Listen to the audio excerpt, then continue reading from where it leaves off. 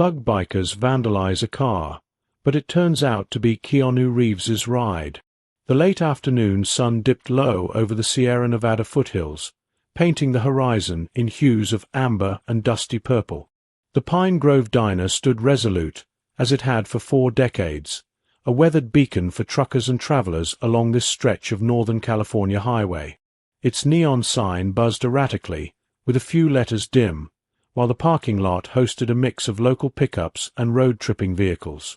Snake leaned casually against his custom Harley-Davidson Road King, its chrome still warm from the long day's ride. His leather cut bore the Steel Serpent MC insignia, a coiled snake around a dagger, with Northern California stitched beneath it. At 43, Snake had earned every scar and tail etched into his weathered face.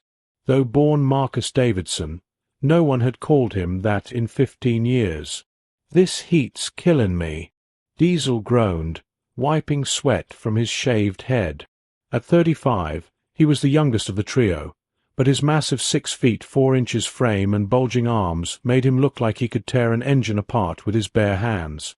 "Should have stayed back at the clubhouse with the AC," Diesel grumbled. Crow, perched on his own bike, let out a raspy laugh. "You're getting soft, brother. Remember Sturgis last year? 105 degrees in the shade." His lean face was sharp, with deep-set eyes that had seen it all and forgotten nothing. Unlike the others, Crow wore his grey-streaked hair long, tied tightly in a ponytail. Snake pulled a Marlboro from a crumpled pack, tapping it free. "Enough complaining. We've got bigger problems than the heat." He flicked his Zippo open, the small flame briefly illuminating fresh cuts on his knuckles. "We lost 2 brothers to county lockup yesterday," Snake said, lighting his cigarette. "Charges," Diesel growled, taking the cigarette Snake passed him. "Rico and Tommy weren't anywhere near that bar fight." "Doesn't matter what's true," Crow said bitterly. "Sheriff Martinez has been itching for an excuse ever since the Devil's Hand started sniffing around our turf. The cops are cracking down hard." A semi-truck thundered past on the highway, its Jake brake echoing across the hills. Inside the diner, the dinner crowd trickled in. Families, couples, and the usual Thursday night regulars. Mary, the waitress, had worked there longer than any of them had been in the club. She often waved them in, sometimes with a free cup of coffee, but tonight the group wasn't in the mood for kindness. "Got word from Jacket this morning," Snake said, referring to their intel officer. "The Devil's Hand is telling people the Steel Serpents can't protect their own anymore." His fingers tightened around the cigarette until it nearly crumpled. 8 years. 8 years we've kept this territory clean, looked after our own. Now these meth-dealing punks think they can just waltz in here. Diesel cracked his knuckles, a habit from his boxing days. "Say the word, brother. We can send a message tonight. Hit their clubhouse, take out 3 of them." Crow shook his head. "That's suicide, Diesel. They've got at least 15 patched members there. We need to be smart." Snake nodded reluctantly, though the thought of violence tugged at him. The Steel Serpents weren't saints. They ran protection, gambling, and handled disputes outside the law, but they had rules, lines they wouldn't cross. Selling hard drugs was one of them. Too many kids ruined, too many families shattered. Their conversation paused as a cherry-red Camaro roared into the lot, music blaring. 4 teenagers spilled out, laughing and shoving one another. Snake watched them with a mix of disdain and something else, envy, maybe, for their carefree existence. "Remember when that's all we had to worry about?" Crow mused, following Snake's gaze. Which girl to ask to the dance, or scraping enough cash together for a 6-pack? "Speak for yourself," Diesel snorted. "By 16, I was working 2 jobs. Someone had to pay Mom's medical bills." Snake was about to reply when the low growl of a finely tuned engine turned all their heads. A 1969 Ford Mustang Mach 1 rolled into the lot, its midnight black paint gleaming like liquid ink in the fading sunlight. The chrome sparkled, immaculate, and the car's stance screamed high-performance modifications.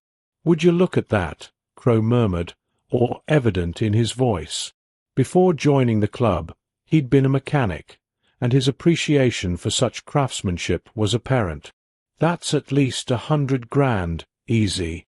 The Mustang settled into a perfect idle before shutting off. Through the tinted windows, they could make out the silhouette of a lone driver, unmoving. "Rich prick," Snake muttered, flicking his cigarette butt. The frustrations of the day, Rico and Tommy in jail, the devil's hand encroaching, the constant grind of leadership, bubbled over. "Look at that car. Bet the owner's never worked a real day in his life. Probably some tech bro from San Francisco." Diesel cracked his neck, rolling his shoulders.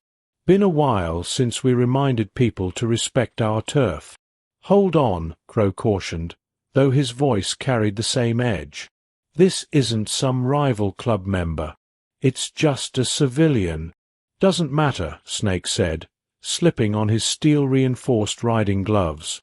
They were meant for protection, but the hardened knuckles had other uses.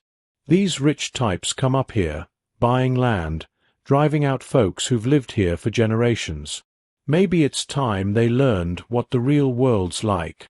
Inside the Mustang, the driver still hadn't moved. The delay felt like an insult, fueling their growing anger. "Remember what the devil's hand is saying," Snake said, his tone cold and firm. "That we're finished. Let's remind everyone who owns this territory." Crow hesitated briefly, then unwrapped the heavy chain he kept coiled around his waist. "Club first." "Club first," Diesel echoed, his massive frame casting a shadow over the gravel lot. The trio advanced on the Mustang, their boots crunching with purpose.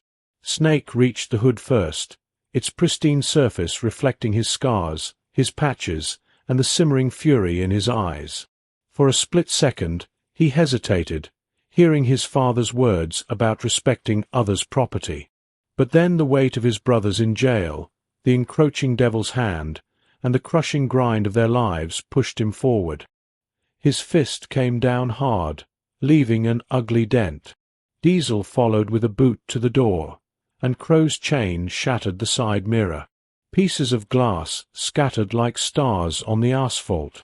They were too far in now, the line between their principles and anger all but erased. Snake raised his fist again, ready to strike, when the driver's door slowly opened.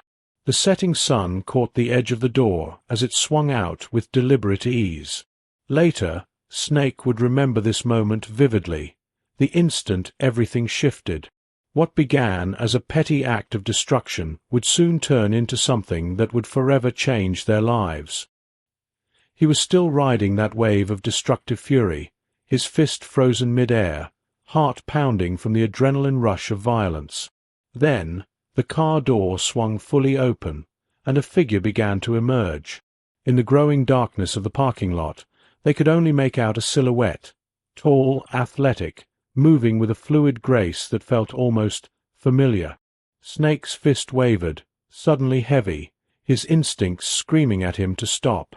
Something about the way this man moved. It wasn't what they'd expected. This wasn't a scared tech bro ready to grovel. This wasn't someone who'd cower or plead. His arm slowly dropped, the reinforced glove feeling like lead. The parking lot grew eerily silent. Even the distant hum of the highway seemed muted, as if the world itself held its breath.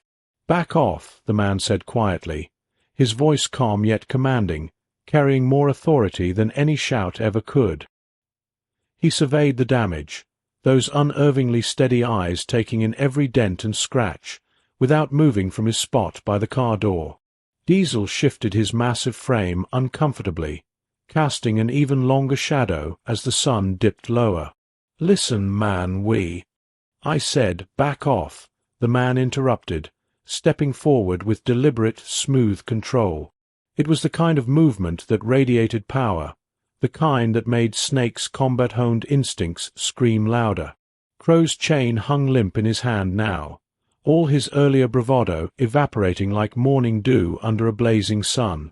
Without realizing it, the three bikers took cautious steps backward, putting space between themselves and the car they'd just vandalized.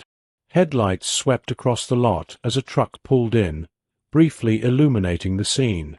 In that moment, Snake got his first real look at the driver's face, and his stomach felt like it dropped through the pavement.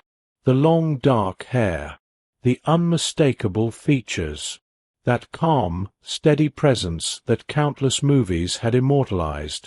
It was impossible, and yet it was undeniable. "Oh," Snake barely breathed, the word escaping like a whisper. His thoughts raced. The implications hit him all at once, each one worse than the last. They hadn't just wrecked some random rich guy's car. No, they'd gone after a vehicle that belonged to someone practically royalty in their world, the motorcycle community. The diner door chimed as a few curious customers stepped out, stopping short at the tense scene unfolding in front of them.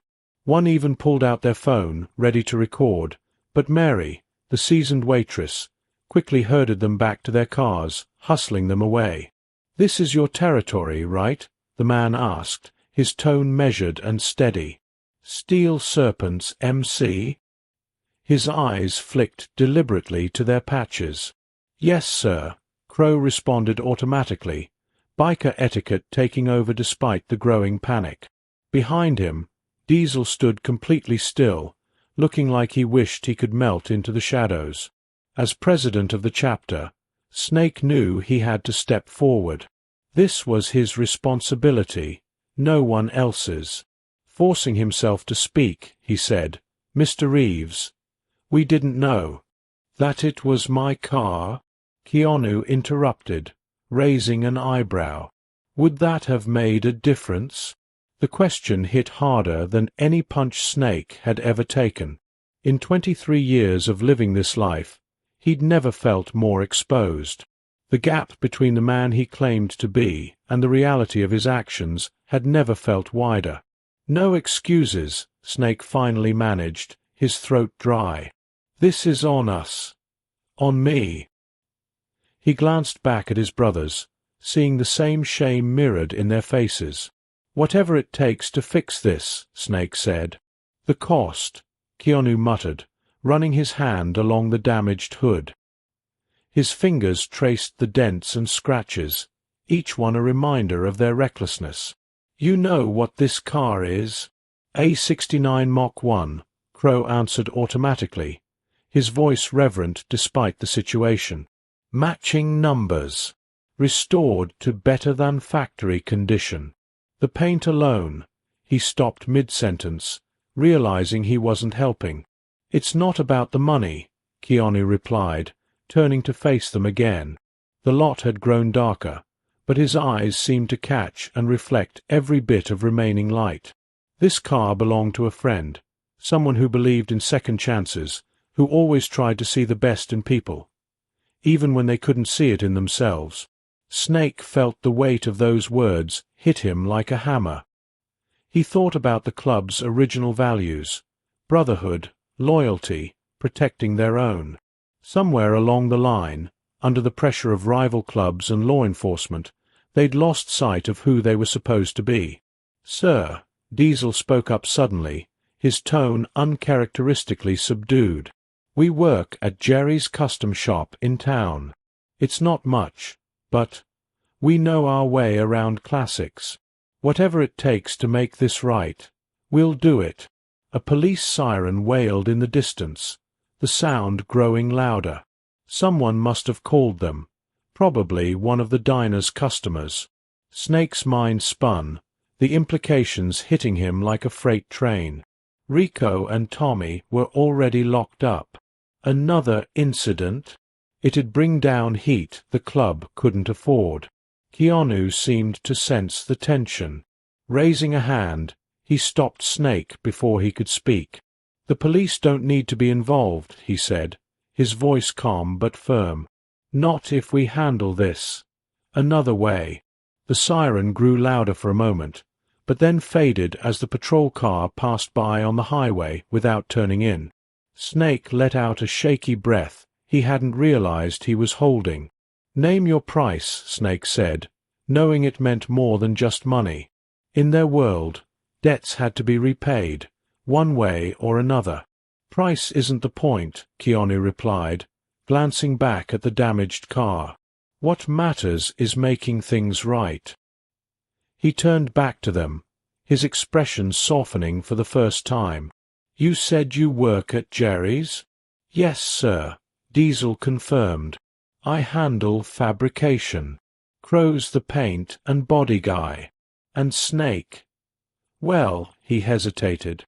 "I run the front office now," Snake admitted, the words tasting bitter in his mouth. "But I used to do restorations, back before the club started taking up all my time," Snake admitted, his tone tinged with regret. Keanu nodded thoughtfully, as if he were piecing something together in his mind. "Then maybe," he said slowly, "this is a chance to turn things into something better." He glanced toward the diner, where Mary stood at the window, watching anxiously. "But first, I could really use some coffee. Join me." The three bikers exchanged bewildered looks. This wasn't how situations like this usually unfolded. Their world followed clear-cut rules. Respect was earned through strength, and debts were paid in either cash or blood. But coffee? This was something else entirely. "Coffee," Snake repeated, his voice unsure. "Coffee," Keanu confirmed with a slight smile. "We'll talk. About the car, your club, and your choices." He gestured toward the diner's entrance. Sometimes, the best way forward isn't the obvious one. As they followed him toward the fluorescent glow of the diner's interior, Snake couldn't shake the surreal feeling that had settled over the evening. What had started as an effort to make a bold statement, to show the Steel Serpents were still a force to be reckoned with, had instead spiraled into them vandalizing the car of one of the most respected figures in motorcycle culture, only to end up invited to coffee instead of facing jail time. The diner's bell chimed softly as they entered. Mary's eyes widened when she saw who was walking in with her usual biker regulars. Around the room, a few remaining customers glanced up, trying to act like they weren't staring. But the tension in the air was thick. "Booth in the back. Still open?" Keanu asked Mary, his gentle tone cutting through the tension like a balm. "Of course, honey," Mary replied, already reaching for coffee cups. She'd seen enough in her years working at the diner to know when not to ask questions. As they settled into the booth's vinyl seats, Snake couldn't help but study their unexpected companion. He'd seen Keanu Reeves's face in plenty of movies, of course. He'd even heard the stories about his passion for motorcycles and his reputation as a down-to-earth guy. But seeing him here, in person, in this context, it was different. So, Keanu began, accepting a steaming cup of coffee from Mary with a warm smile of thanks. "Tell me about the Steel Serpents, and why 3 patch holders are out here damaging random cars on a Thursday night." Snake wrapped his hands around his coffee cup, buying himself a moment to gather his thoughts. The night had already gone so far off script, he found himself considering something unusual, actual honesty. "It's complicated," he started, then caught himself. "No, actually, it's not. We got scared.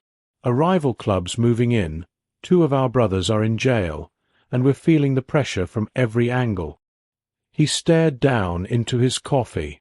"We figured we needed to show strength, but all we did was show the opposite." Keanu listened silently, his intense eyes taking in not just Snake's words, but something deeper. When Snake finished, Keanu nodded slowly, his expression thoughtful. "Fear," Keanu said finally, "makes us forget who we really are. It makes us react, instead of respond." He paused, looking at each of them in turn. But it's not about who you were 10 minutes ago. It's about who you choose to be right now. As the night deepened outside the diner's windows, 4 men sat together in a booth, talking about choices, consequences, and the long road to redemption. None of them realized it yet, but this conversation would ripple far beyond the diner walls, changing not only the future of the Steel Serpents, but the lives of everyone at that table. "Martinez," Diesel said suddenly, breaking the silence. "Out on Oak Ridge Road. We've seen that car. Beautiful bones, but it needs everything." "Exactly," Keanu nodded, his expression brightening slightly. "Here's the deal. You restore both cars. Document the entire process. Show people what the Steel Serpents can build, not just what they can break. Show them who you really are." The 3 bikers exchanged uncertain glances. It wasn't just a chance to fix things. It was an opportunity to redefine themselves, to remind everyone, including themselves, of what their club had once stood for. "And," Keanu continued, leaning back slightly, "I've got some friends at Arch Motorcycle who might want to see what you can do. Quality restoration work is always in demand. And from what I've seen tonight, you understand both the mechanical side and the human side of things." Mary approached the table again, a hint of apology in her expression. "Hate to interrupt, but I've got to close up soon," Mary said, her tone apologetic. "Kitchen's already shut down." "Of course," Keanu replied with a warm smile, reaching for his wallet. But Mary quickly waved him off. "On the house," she said firmly. "All of it." She hesitated for a moment, then pushed forward, her voice softening. "Just remember what you were talking about who people really are." The group filed out into the cool night air. The parking lot was nearly empty now, their vehicles the only ones left. The Mustang's damage looked even worse under the stark, unforgiving lights, but strangely, it felt different, less like destruction, more like the beginning of something. "So," Keanu said, pulling out his phone, "should I call Frank Martinez tomorrow and let him know his car's getting a full restoration?"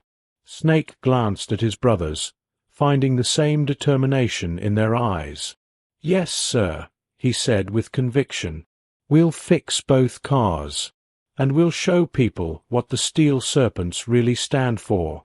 "Good," Keanu nodded, satisfaction flickering in his expression.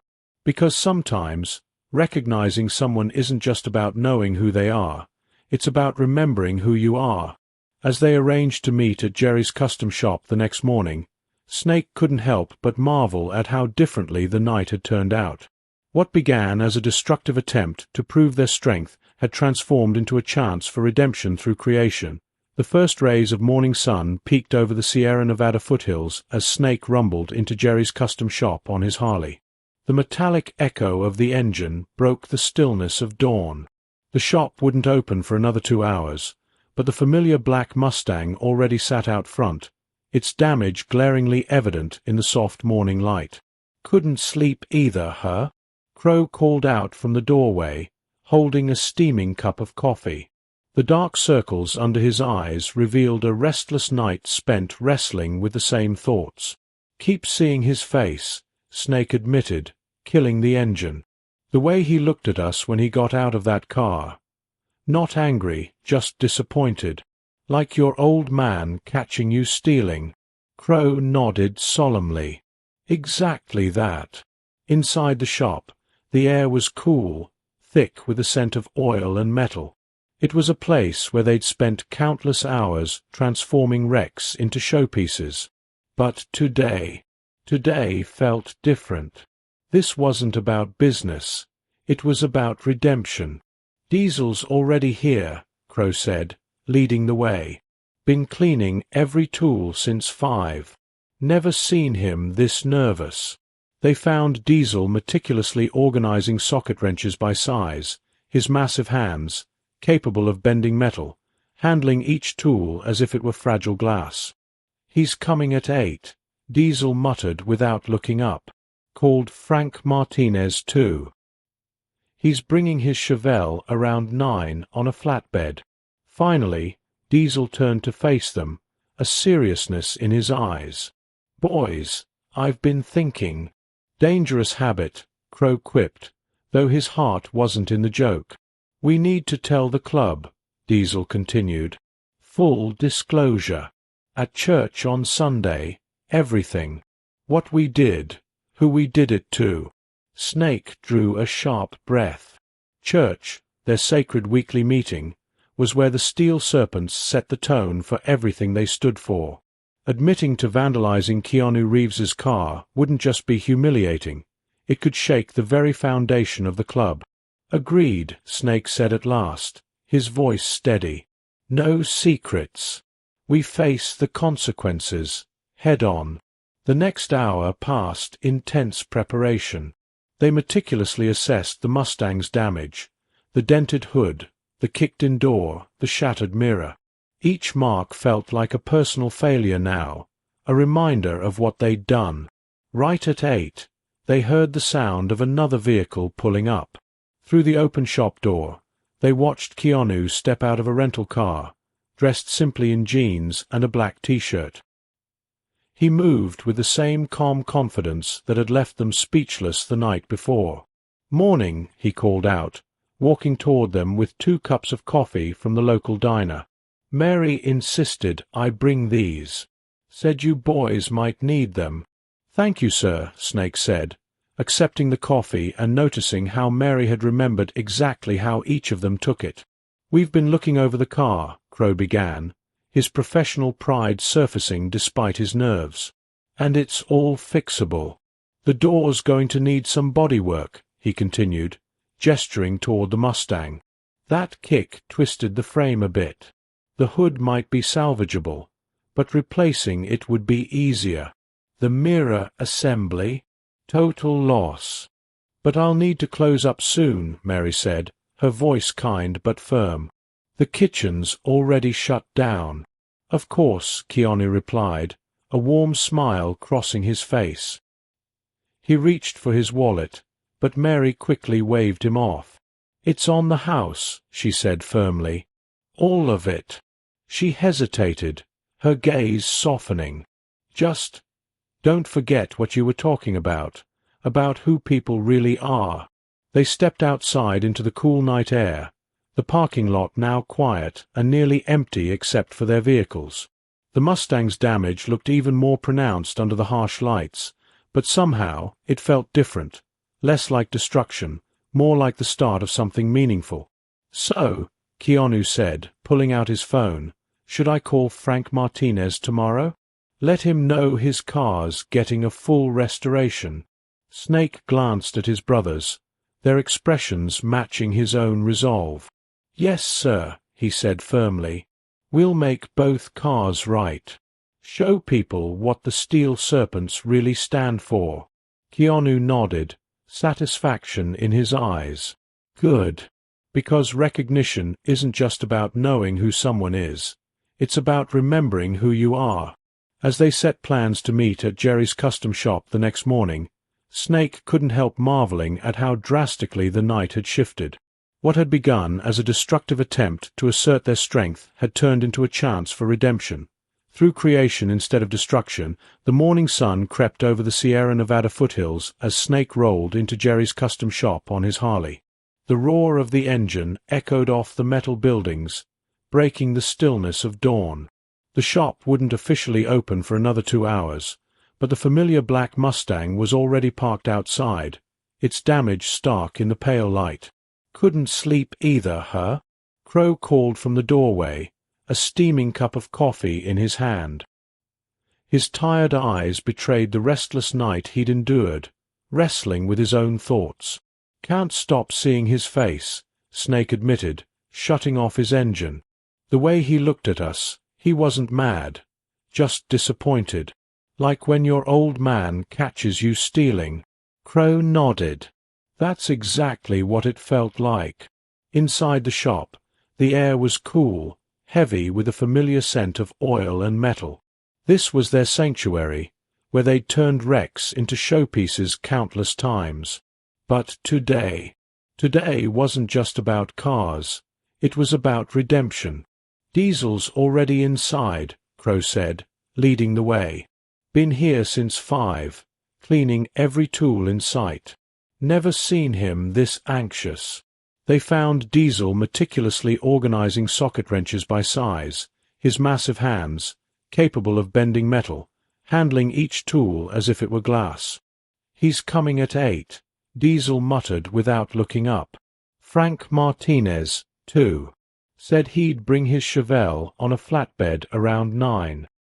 He finally turned to face them, his tone serious. "Been thinking, boys." "Dangerous habit," Crow teased, though his heart wasn't in it. "We need to tell the club," Diesel said bluntly. "Everything, what we did, who we did it to. Full disclosure at church on Sunday." Snake inhaled sharply. Church, their sacred weekly meeting, was the foundation of the Steel Serpents. Admitting they'd vandalized Keanu Reeves's car wouldn't just be humiliating. It could shake the very foundation of the club. But Snake nodded, his voice steady. "No secrets. We face the consequences, head on." The next hour was a blur of preparation. They assessed the Mustang's damage in painstaking detail: the dented hood, the twisted frame from the door kick, the shattered mirror. Each mark felt like a personal failure.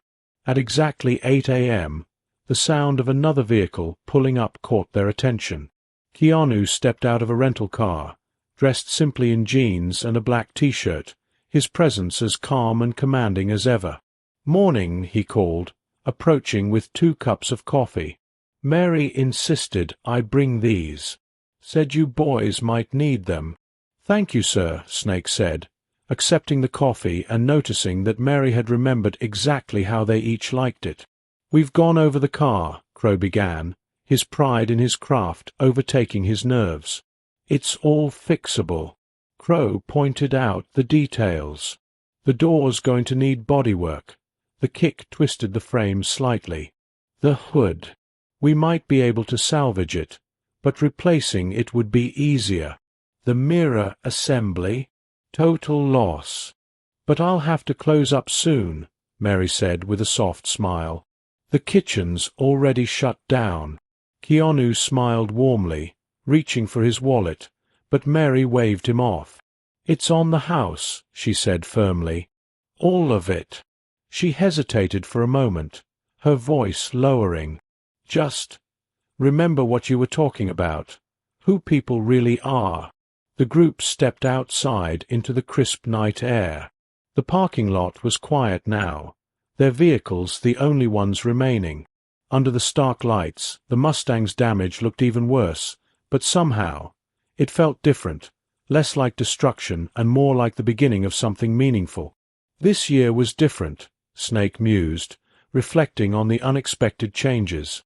The Devil's Hand had shown up at the toy drive with not 1, but 3 truckloads of donations. Even more surprising, they brought their families, wives, children, even parents. It had turned into an impromptu block party, with former rivals laughing together, sharing barbecue, and swapping stories. "Never thought I'd see the day," Crow admitted, his voice full of wonder. "Our kids playing together, our old ladies trading recipes. Hell, Wrench's daughter is dating Diesel's nephew now." "Love finds a way," Diesel said with a grin, but his expression quickly grew serious. "But it's more than that. It's like we finally remembered who we were supposed to be. Protectors. Builders. Not destroyers." Keanu set his coffee down and walked over to the Chevelle. "Frank told me something interesting yesterday," he said, running his hand along the car. He said his son would have loved seeing this, not just the car being restored, but how it brought everyone together. Snake nodded thoughtfully. Kid had the right idea. Building bridges instead of walls.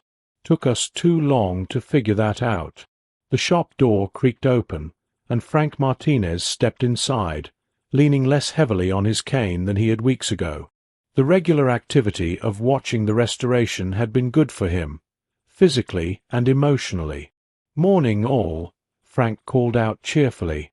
"Brought those original gauge clusters I found in the garage, and Karen sent cookies." "Frank," Keanu greeted him warmly. "Perfect timing. We were just talking about the next steps." "Next steps?" Frank asked, his curiosity evident as he glanced between them. Keanu nodded. "The Mustang's almost done, and the Chevelle's coming along, but this? This was never just about the cars, was it?" "No, sir," Snake replied firmly. "It's about consequences, about making things right, about remembering who we are." Keanu tilted his head, his gaze steady. "And who are you? Not who you were 6 weeks ago. Who are you now?" The question hung in the air as more club members filtered into the shop, Steel Serpents and Devil's Hand alike. What had started as a punishment for one reckless night had transformed into something far greater than any of them had imagined. "We're builders," Diesel said finally, his voice carrying weight. "Not just of cars, but of community." "We're brothers," Crow added, looking around at the faces of former rivals now united. "Not just in our own club, but with anyone who shares our passion and values." Snake glanced around the shop, at the men and women who had come together for this cause. "We're protectors," he said, his tone resolute, "of traditions worth keeping, of changes worth making." Keanu smiled, the pride evident in his expression. "That's why I wanted to talk to you. I've been in touch with some folks at Arch Motorcycle. They've been watching what's happening here, and they're interested." The room fell silent. Arch Motorcycle wasn't just a name, it was a legend in their world. Known for their commitment to craftsmanship, community, and quality, being on their radar was no small feat. "What you've done here," Keanu continued, "it's more than just good restoration work. It's proof that you understand what motorcycles, cars, and this entire culture are really about. It's not just mechanics. It's heart." Snake's pulse quickened. "What are you saying, sir?" "I'm saying Arch is looking to expand their restoration services," Keanu explained. "They need people who know the technical side and the soul of these machines. People who can build more than vehicles. They can build trust, community, and relationships." The weight of his words hit everyone at once. This wasn't just redemption. It was transformation. It was an opportunity to take everything they'd learned and everything they'd become and make it bigger than they'd ever imagined. "Both clubs?" Wrench asked hesitantly, voicing the question on everyone's mind. "Both clubs," Keanu confirmed. "What you've built here, this collaboration, this brotherhood, it's exactly what the motorcycle community needs more of." Frank cleared his throat, a glimmer of humor in his voice. "Does this mean my boy's car isn't getting finished?" "Are you kidding?" Diesel laughed, his grin wide. "This Chevelle's our heart project. We're finishing it exactly how your son would have wanted it. Better," Snake added, his voice steady. "Because now, it's not just a memorial. It's a beginning." The energy in the shop shifted, excitement and purpose spreading like wildfire. What had started as a mistake had grown into something bigger than any of them had expected. Plans began forming for the shop to expand, for the toy drive to become a monthly event, and for their VA hospital program to grow. Late in the afternoon, as the sun dipped lower, they gathered around the Mustang for a final inspection. The car gleamed under the shop lights, its restoration flawless. "Want to start her up?" Keanu asked, holding the keys out to Snake. Snake hesitated, emotions swirling. "Sir, after what we did." "That's the point," Keanu interrupted with a knowing smile. "Sometimes You have to break something to learn how to rebuild it better. The Mustang roared to life, its engine purring with perfect precision. The sound wasn't just mechanical. It was the sound of redemption, of second chances, of lessons learned and wisdom earned. As Frank stood by his son's Chevelle, tears glistened in his eyes, but a smile spread across his face. Around him, members of both clubs worked side by side, no longer divided by patches or territory, but united in purpose. Keanu leaned toward Snake and spoke softly. "When you dented my car that night, you thought you were sending a message about strength. And you were, just not in the way you imagined." "How do you mean?" Snake asked, his voice quiet. "Real strength isn't in what you can destroy," Keanu replied, his tone firm. "It's in what you can build. It's in how you face your mistakes and turn them into something meaningful. It's in how you lift others up instead of tearing them down." Snake glanced around the shop, seeing Crow teaching a Devil's Hand prospect, Diesel working on the next community project, and Frank sharing photos of his son with visiting veterans. 6 weekends, Snake murmured. 6 weekends to change everything. "Not everything," Keanu corrected, a gentle smile on his face. "You just remembered who you've always been." Sometimes we all need a reminder, even if it comes in the form of a dented hood.